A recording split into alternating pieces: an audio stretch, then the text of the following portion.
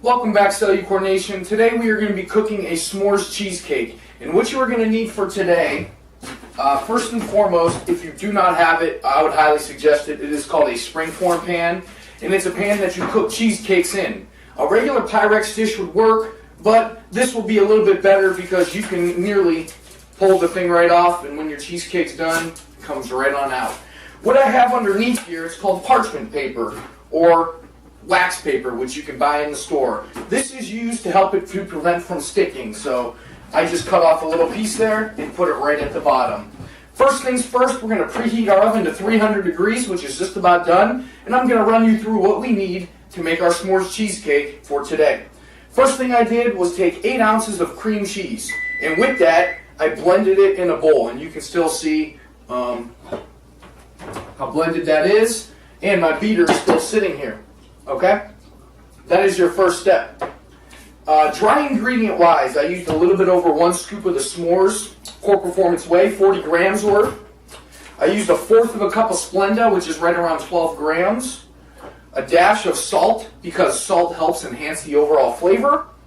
That's it for our dry. Now, wet ingredient wise, I have the 8 ounces of fat-free cream cheese, 2 whole eggs. I'm going to add 6 ounces of Greek yogurt, and I buy my Wegmans brand. Also a dash of milk and a dash of vanilla extract. So now that my cream cheese is beat, I'm just going to drop in my vanilla extract.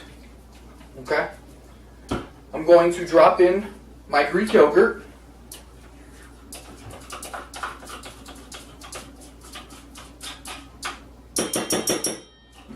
And you're probably wondering why we haven't added the dry yet, because I usually add the dry first. That is one of the last things that you add into a cheesecake. The very last ingredient is your eggs, and you add them one by one on a low speed.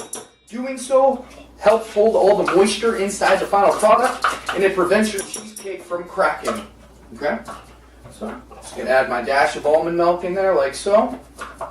Vanilla extract's already added. All of our dry comes next. And then I'm just going to give this a whirl, just a minute to mix it up, and then I'm going to add my egg. Like I said, add your eggs one by one. So just crack them, and again, mix this on a low speed. A low speed will help hold the moisture in the final product. So I'm going to take my KitchenAid, put it on 1, and just mix that into the batter. And if this takes a minute or two, so be it. Just take it slow, take it slow, take it slow, take it slow. I'm going to repeat the process for the second one, but I'm going to cut the camera to help save some time from the video. Alrighty? Our batter is made.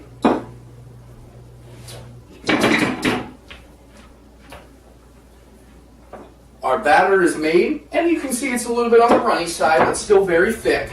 So with that said, we're going to take some cooking spray and spray the outside of this spring form. Okay? This way it can help prevent any sticking that may happen during the cooking process. And once that's done, take a spatula, take your batter, drop it in there like so. And what we are going to do is the cooking time is a little different on this, okay? 300 for 30 minutes, drop the temperature to 200 for 50 minutes. So it's about an hour and a half worth of cooking, but cheesecakes take a while to cook. If you cook it too quick, too fast, it will crack, it will leave your presentation looking bad, and a bad cheesecake, okay? Cheesecakes take time, they take patience, and sometimes this is just how cooking is. So I'm going to even this out, okay?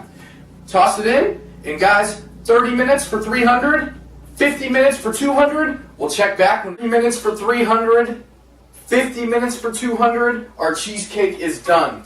Okay? I just pulled this out of the oven, it's still hot. You can see no cracking on the top, very firm. That's exactly what we're looking for. Now, the perfect way to test this is with a toothpick. If you run this toothpick, put it on the side or something like that, there should be no debris, which you can see right there. If that shows, it's done. Now, with a cheesecake, you have to let it cool for a while. I suggest leaving it sit here on a cooling rack for about 10 to 15 minutes. Put it in the fridge for at least 4 to 6 hours or overnight and let it gel together. This will bind very thick, like you have a regular cheesecake at a cheesecake factory or any kind of dessert shop. Okay guys, the whole recipe for the cheesecake comes to 90 grams of protein, 40 grams of carbs, about 10 grams of fat. So if you were to split that up into 4 slices, be around 125 calories, I think 22.5 grams of protein, 10 grams of carbs, 2.5 grams of fat. Really, really nice, lower calorie alternative, very low carb for those that are looking to cut their carbs, and also a great way to help implement some kind of a craving, but still on the healthy side and high in protein. Guys, all the directions, macronutrients, and instructions are in the comment box below. Check out my recipe thread, check out my feature on bodybuilding.com, and also order all your Cellucor products off the Cellucor.com website. Coupon code Bkup20 when you check out, saves you 25% on all of your orders. Take care guys and enjoy the recipe.